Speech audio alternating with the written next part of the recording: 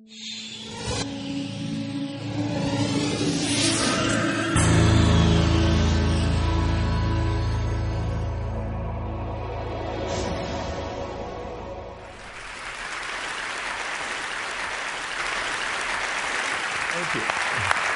have to tell you, I'm both challenged and excited. My excitement is I get a chance to give something back. My challenge is the shortest seminar I usually do is 50 hours. And I'm not exaggerating. I do weekends, and what I do more than that, obviously, coach people, but I'm into immersion. Because how'd you learn language? You didn't learn it by just learning principles. You got in it, and you did it so often that it became real. And the bottom line of why I'm here, besides being crazy mofo, is that I'm really in a position, I'm not here to motivate you, obviously. You don't need that. And a lot of times, that's what people think I do, and it's the furthest thing from it. What happens, though, is people say to me, well, I don't need any motivation. And I say, well, that's interesting. That's not what I do. I'm the why guy. I don't know why you do what you do. What is your motive for action? What is it that drives you in your life today, not 10 years ago, or are you running the same pattern? Because I believe that the invisible force of internal drive activated is the most important thing in the world. I'm here because I believe emotion is the force of life. All of us here have great minds. You know, most of us here have great minds, right? I don't know if I'm in the category, but we all know how to think. And with our minds, we can rationalize anything. We can make anything happen. We can, I agree with what was described a few days ago about this idea that people work in their self-interest. But we all know that that's bullshit at times. You don't work in your self-interest all the time. Because when emotion comes into it, the wiring changes in the way it functions. And so it's wonderful for us to think intellectually about how the life of the world is, and especially those who are very smart. We can play this game in our head, but I really want to know what's driving you. And what I'd like to maybe invite you to do by the end of this talk is explore where you are today for two reasons. One, so that you can contribute more. And two, so that hopefully we can not just understand other people more, but maybe appreciate them more and create the kinds of connections that can stop some of the challenges that we face in our society today. They're only going to get magnified by the very technology that's connecting us, because it's making us intersect. And that intersection doesn't always create the view of everybody now understands everybody and everybody appreciates everybody. So I've had an obsession basically for 30 years. And that obsession has been what makes the difference in the quality of people's lives? What makes a difference in their performance? Because that's what I got hired to do. I got to produce the result now. That's what I've done for 30 years. I get the phone call when the athlete is burning down on national television and they were ahead by 5 strokes and now they can't get back on the course. And I got to do something right now to get the result or nothing matters. I get the phone call when the child is going to commit suicide, and I got to do something right now. And in 29 years, I'm very grateful to tell you I've never lost one in 29 years. It doesn't mean I won't someday, but I haven't done it. And the reason is an understanding of these human needs that I want to talk to you about. So when I get those calls about performance, that's one thing, like how do you make a change? But also, I'm looking to see what is it that's shaping that person's ability to contribute, to do something beyond themselves. So maybe the real question is, I look at life and say there's 2 master lessons. One is there's the science of achievement, which almost everyone in this room has mastered to an amazing extent. That's how do you take the invisible and make it visible, right? How do you take what you dream about and make it happen, whether it be your business, your contribution to society, money, whatever it is for you, your body, your family. But the other lesson of life that is rarely mastered is the art of fulfillment. Because science is easy, right? We know the rules. You write the code, you follow those, and you get the result. Once you know the game, you just, you up the ante, don't you? But when it comes to fulfillment, that's an art. And the reason is it's about appreciation and it's about contribution. You can only feel so much by yourself.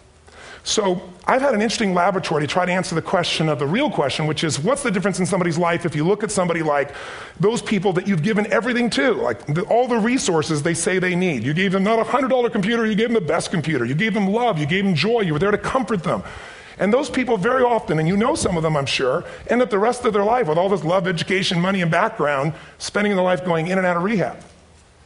And then you meet people that have been through ultimate pain, psychologically, sexually, spiritually, emotionally abused, and not always, but often they become some of the people that contribute the most to society. So the question we got to ask ourselves really is, what is it? What is it that shapes us? And we live in a therapy culture. Most of us don't do that, but the culture is a therapy culture. And what I mean by that is the mindset that we are our past. And everybody in this room, you wouldn't be in this room if you bought that theory, but most of society thinks biography is destiny. The past equals the future. And of course it does if you live there. But what people in this room know, and what we have to remind ourselves though, because you can know something intellectually. You can know what to do and then not use it, not apply it. So really what we got to remind ourselves is decision is the ultimate power. That's what it really is. Now, when you ask people, You know, have you failed to achieve something? How many have ever failed to achieve something significant in your life? Say aye. Thanks for the interaction on a high level there. But if you ask people, why didn't you achieve something? Somebody who's working for you, you know, or a partner, or even yourself, and you failed to achieve a goal, what's the reason people say they failed to achieve? What do they tell you? Didn't know enough, didn't have the knowledge, didn't have the money, didn't have the time, didn't have the technology, you know, I didn't have the right manager, didn't have the Supreme Court.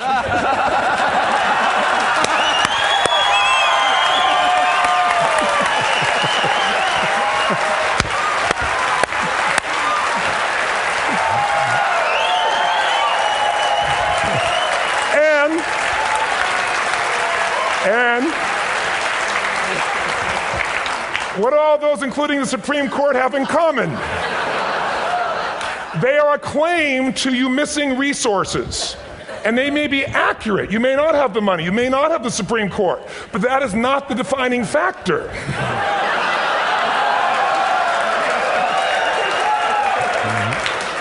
And you correct me if I'm wrong. The defining factor is never resources, it's resourcefulness. And what I mean specifically, rather than just some phrase, is if you have emotion, human emotion, something that I experienced from you day before yesterday at a level that is as profound as I've ever experienced, and if you'd communicated with that emotion, I believe you would have beat his ass and won.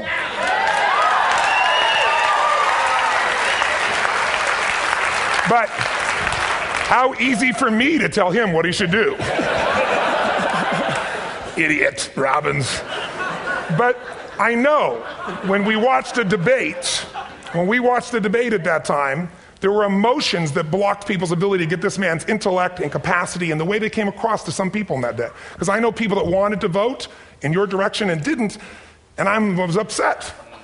But there was emotion that was there. How many know what I'm talking about here? Say aye. So emotion is in. If we get the right emotion, we can get ourselves to do anything. We can get through it. If you're creative enough, playful enough, fun enough, can you get through to anybody, yes or no? Yes. If you don't have the money, but you're creative and determined enough, you find the way. So this is the ultimate resource, but this is not the story that people tell us, right? The story people tell us is a bunch of different stories. They tell us we don't have the resources, but ultimately, if you take a look here, flip it up if you would.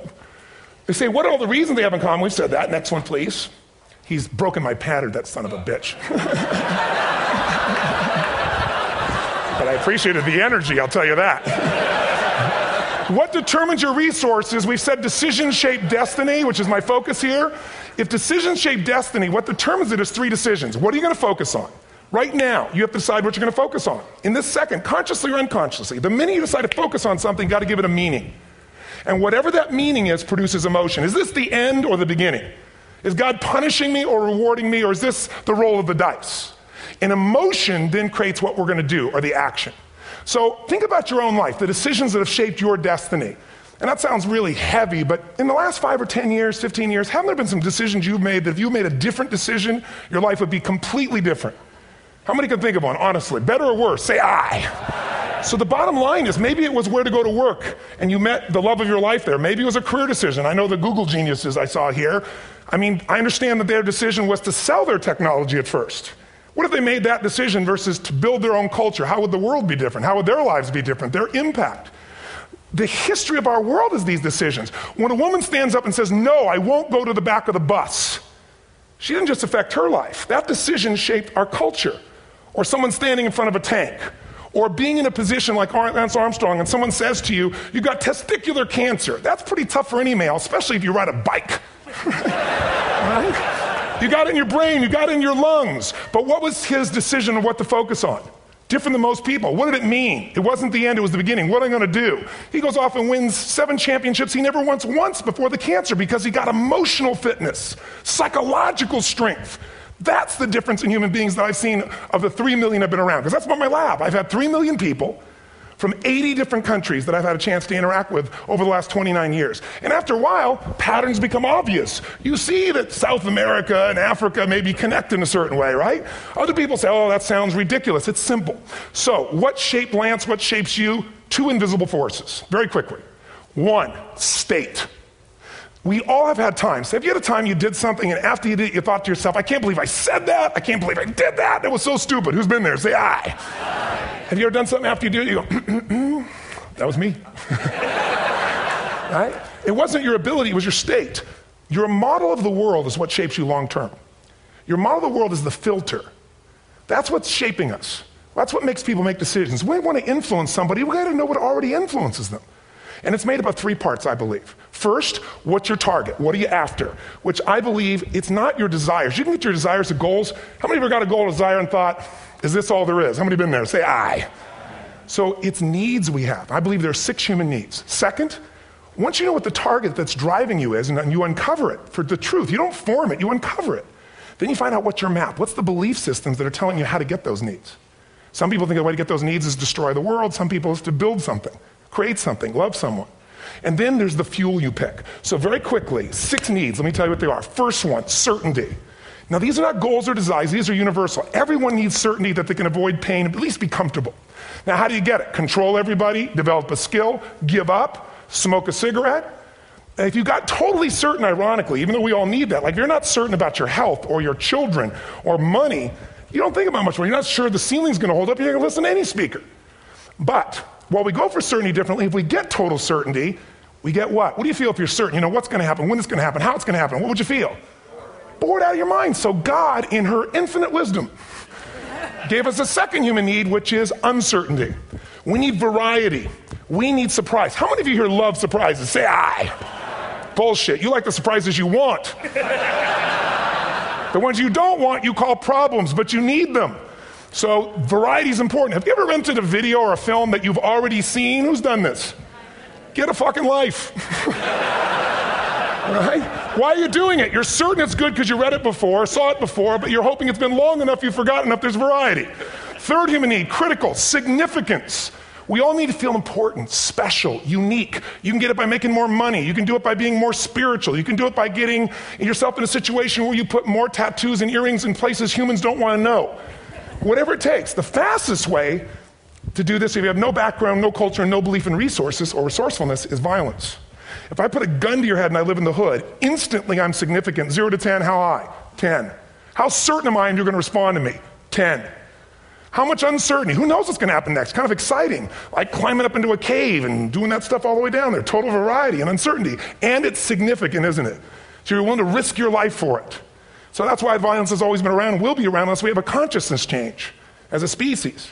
Now you can get significance a million ways, but to be significant, you got to be unique and different. Here's what we really need. Connection and love, fourth need. We all want it. Most people settle for connection because love's too scary.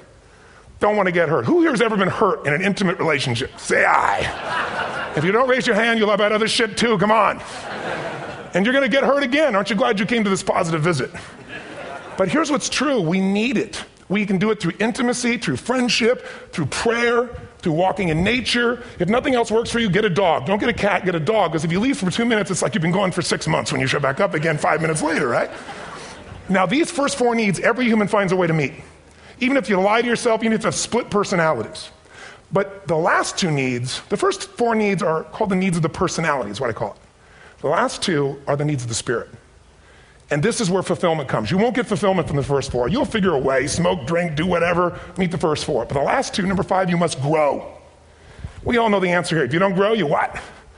If a relationship's not growing, if a business is not growing, if you're not growing, it doesn't matter how much money you have, how many friends you have, how many people love you, you feel like hell. And the reason we grow, I believe, is so we have something to give of value. Because the 6th need is to contribute beyond ourselves. Because we all know, corny as it sounds, the secret of living is giving. We all know life's not about me, it's about we. This culture knows that. This room knows that. And it's exciting. When you see Nicholas up here talking about his $100 computer, the most passionate, exciting thing is here's a genius, but he's got a calling now. You can feel the difference in him. And it's beautiful. And that calling can touch other people. In my own life, my life was touched because when I was 11 years old, Thanksgiving, no money, no food, and we're not going to starve, but my father was totally messed up. My mom was letting him know how bad he messed up. And somebody came to the door and delivered food. My father made 3 decisions. I know what they were briefly. His focus was, this is charity. What does it mean? I'm worthless. What I got to do? Leave my family, which he did. The time, one of the most painful experiences of life. My 3 decisions gave me a different path. I said, focus on, there's food, what a concept. You know? Second, but this is what changed my life. This is what shaped me as a human being. Somebody's gift. I don't even know who it is. I thought, my father always said, no one gives a shit. and all of a sudden somebody I don't know, they're not asking for it, this is giving our family food, looking out for us. It made me believe this. What does it mean? That strangers care. And what that made me decide is if strangers care about me and my family, I care about them. What am I going to do? I'm going to do something to make a difference. So when I was 17, I went out one day on Thanksgiving. It was my target for years, have enough money to feed 2 families. Most fun thing I ever did in my life, most moving. Then next year I did 4. And I didn't tell anybody what I was doing. Next year, 8. I wasn't doing it for brownie points, but after 8, I thought, shit, I could use some help. So sure enough, I went out, and what did I do? I got my friends involved, and I grew companies, and then I got 11 companies, and I built a foundation. Now, 18 years later, I'm proud to tell you, last year we fed 2 million people in 35 countries through our foundation, all during the holidays, Thanksgiving, Christmas, in all the different countries around the world. It's been fantastic. Thank you. So I don't tell you that to brag. I tell you because I'm proud of human beings because they get excited to contribute once they've had the chance to experience it and not talk about it. So finally, I'm about out of time, the target that shapes you, here's what's different about people. We have the same needs, but are you a certainty freak? Is that what you value most, or uncertainty? This man here couldn't be a certainty freak if he climbed through those caves. Are you driven by significance or love? We all need all 6, but whatever your lead system is tilts you in a different direction. And as you move in a direction, you have a destination or destiny. The second piece is the map. Think of that as the operating system tells you how to get there. And some people's map is, I'm going to save lives even if I die for other people. And they're a fireman. Somebody else says, I'm going to kill people to do it. They're trying to meet the same needs of significance, right? They want to honor God or honor their family, but they have a different map. And there are 7 different beliefs. I can't go through them because I'm done. The last piece is emotion. I say one of the parts of the map is like time. Some people's idea of a long time is 100 years. Somebody else says is 3 seconds, which is what I have. And the last one I've already mentioned that felt you. If you got a target and you got a map, and let's say, I can't use Google because I love maps, and they haven't made it good for Macs yet. So if you use MapQuest, how many have made this fatal mistake of using MapQuest at some time? You use this thing and you don't get there. Well, imagine if your beliefs guarantee you can never get to where you want to go. The last thing is emotion. Now, here's what I'll tell you about emotion. There are 6,000 emotions that we all have words for in the English language, which is just a linguistic representation, right? It changes by language. But if your dominant emotions, if I have more time, I have 20,000 people or 1,000, and I have them write down all the emotions that they experience in an average week. And I give them as long as they need. And on one side, they write empowering emotions, the other is disempowering. Guess how many emotions people experience? Less than 12. And half of those make them feel like shit. So they got 5 or 6 good frickin' feelings, right? It's like they feel happy, happy, excited, oh shit, frustrated, overwhelmed, depressed. How many of you know somebody who no matter what happens finds a way to get pissed off? How many know somebody like this? Or no matter what happens, they find a way to be happy or excited. How many know somebody like this? Come on. When 9/11 happened, and I'll finish with this, I was in Hawaii. I was with 2,000 people from 45 countries. We were translating 4 languages simultaneously for a program that I was conducting for a week. The night before was called Emotional Mastery. I got up, had no plan for this, and I said, we had all this fireworks, I do crazy shit, fun stuff. And then at the end I stopped, and I had this plan I was going to say, but I never do what I'm going to say. And all of a sudden I said, when do people really start to live? When they face death. And then I went through this whole thing about if you were going to get off this island, if 9 days from now you were going to die, who would you call, what would you say, what would you do? One woman, well that night is when 9/11 happened. One woman had come to the seminar, and when she came there, her previous boyfriend had been kidnapped and murdered. Her friend, or her new boyfriend, wanted to marry her, and she said no. He said, if you leave and go to that Hawaii thing, it's over with us. She said it's over. When I finished that night, she called him and left a message, true story, at the top of the World Trade Center where he worked, saying, honey, I love you. I just want you to know, I want to marry you. It was stupid of me. She was asleep, because it was 3 a.m. for us, when he called her back from the top and said, honey, I can't tell you what this means. He said, I don't know how to tell you this, but you give me the greatest gift because I'm going to die. And she played the recording for us in the room. She was on Larry King later. And he said, you're probably wondering how on earth this could happen to you twice. And he said, all I can say to you is, this must be God's message to you, honey. From now on, every day, give your all, love your all. Don't let anything ever stop you. She finishes, and a man stands up and he says, I'm from Pakistan, I'm a Muslim. I'd love to hold your hand and say I'm sorry, but frankly, this is retribution. I can't tell you the rest because I'm out of time.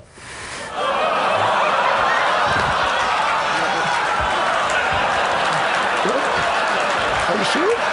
Finish the story. 10 seconds. 10 seconds. No, I want to be respectful. 10 seconds. All I can tell you is I brought this man on stage with a man from New York who worked in the World Trade Center, because I had about 200 New Yorkers there. More than 50 lost their entire companies, their friends, marking off their Palm Pilots. One financial trader, this woman made of steel, bawling. 30 friends crossing off that all died. And what I did to people is said, what are we going to focus on? What does this mean, and what are we going to do? And I took the group and got people to focus on, if you didn't lose somebody today, your focus is going to be how to serve somebody else. There are people, one woman got up and she was so angry and screaming and yelling. And they found she wasn't from New York, she's not an American, she doesn't know anybody here. I said, you always get angry? She said, yes. Guilty people got guilty, sad people got sad. And I took these two men and did what I call an indirect negotiation. Jewish man with family in the occupied territories from New York who would have died if he was at work that day. And this man who wanted to be a terrorist, and made it very clear. And the integration that happened is on a film, which I'll be happy to send you, so you can really see what actually happened instead of my verbalization of it. But the two of them not only came together and changed their beliefs and models of the world, but they've worked together to bring, for almost 4 years now, to various mosques and synagogues, the idea of how to create peace. And he wrote a book, which is called My Jihad, My Way of Peace. So transformation can happen. So my invitation to you is this. Explore your web, the web in here. The needs, the beliefs, the emotions that are controlling you. For two reasons. So there's more of you to give. Achieve too. We all want to do it. But I mean give. Because that's what's going to fill you up. And secondly, so you can appreciate, not just understand, that's intellectual, that's mind, but appreciate what's driving other people. It's the only way our world's going to change. God bless you. Thank you. I hope this will serve. TonyRobbins.